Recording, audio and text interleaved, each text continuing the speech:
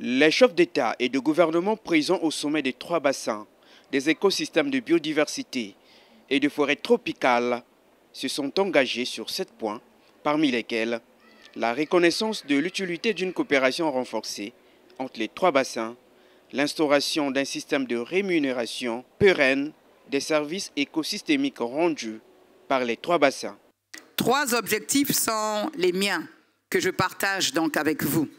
Présenter et mettre en perspective les résultats et conclusions des travaux du sommet des 3 bassins, mobiliser et associer toutes les parties prenantes qui ont manqué l'appel de Brazzaville pour leur permettre de rejoindre la dynamique sur la base des conclusions des travaux techniques et de la déclaration politique du sommet.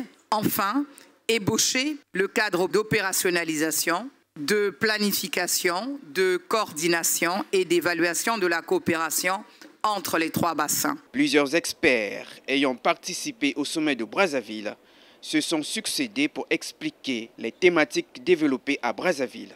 On peut citer à titre d'exemple le marché carbone souverain. Le ministre vénézuélien en charge des questions climatiques a aussi participé à ce side event.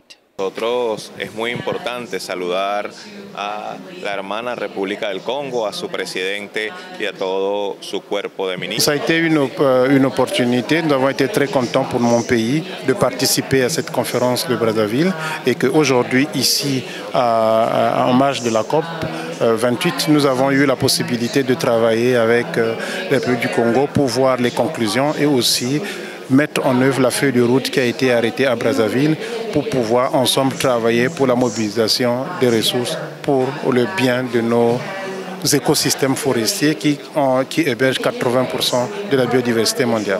Ayudar a enfrentar la crisis climática.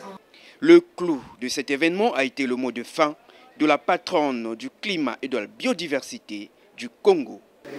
Brazzaville a les solutions qui ont été listés. Les États souverainement ont des plans d'investissement. Le bassin du Congo, dans sa structuration en commission climatique, a un plan d'investissement chiffré 10 milliards d'investissements. Le besoin est identifié. Il y a une banque multilatérale de développement qui abrite les fonds, qui en gère les fonds, qui rend bancables les projets. Mais pourquoi on ne finance pas les projets qui sont la solution de l'équilibre? Le rapport des négociations de la COP 28 est toujours en discussion. Et pour revenir au sommet de Brazzaville, une table ronde des bailleurs de fonds sera organisée en septembre prochain.